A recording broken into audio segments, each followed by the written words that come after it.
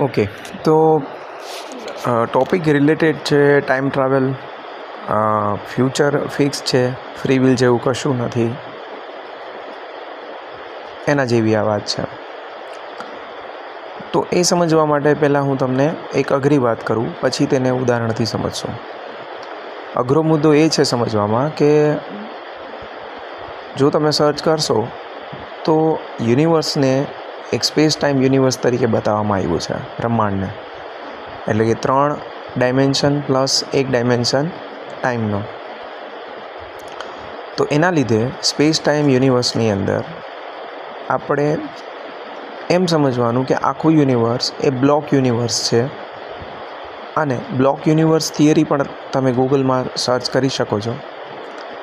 તો એ બ્લોક યુનિવર્સની અંદર બધું પ્રી ડિટરમાઇન છે. ધેટ મીન્સ કે ટાઈમનો ફ્લો જે છે એ એક રોડ જેવો છે.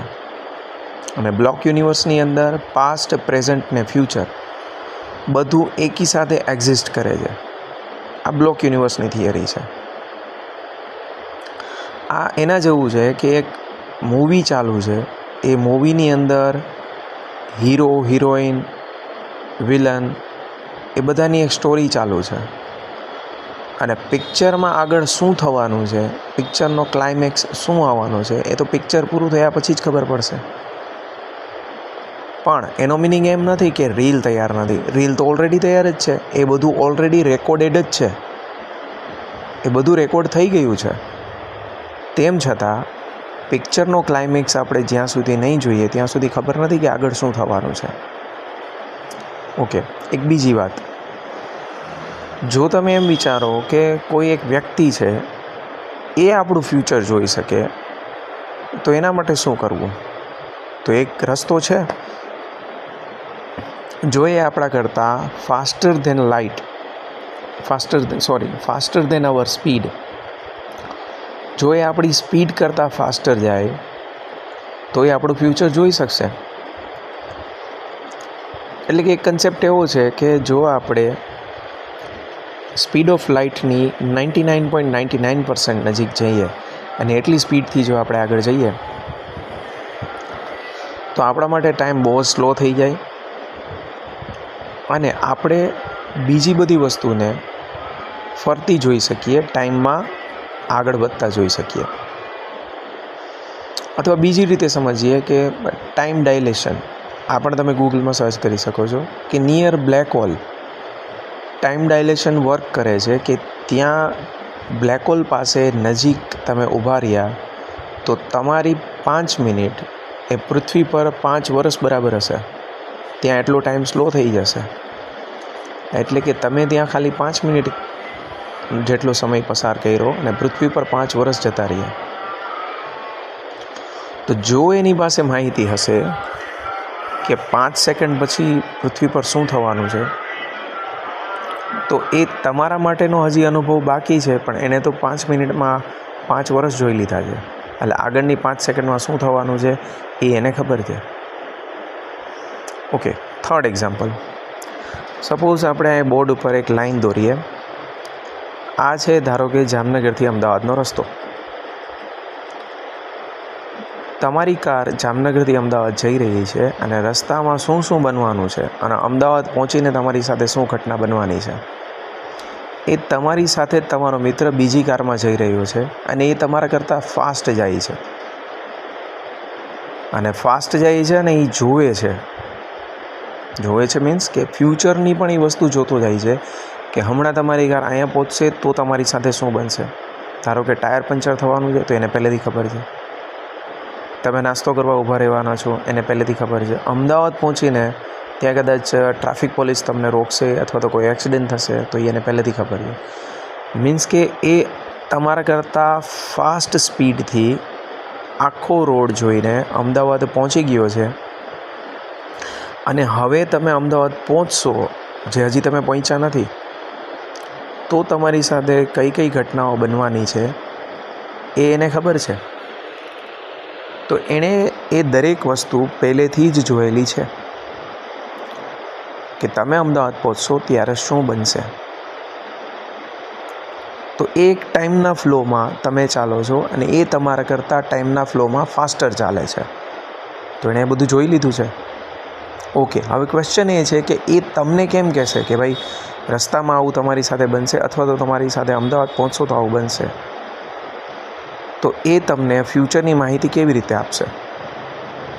તમે કહેશો કે ફોન કરી દે, મોબાઈલ કરી દે, ફોન કરીને મને જાણ કરી દે. પણ યુનિવર્સની અંદર તો મોબાઈલ એક્ઝિસ્ટ નથી.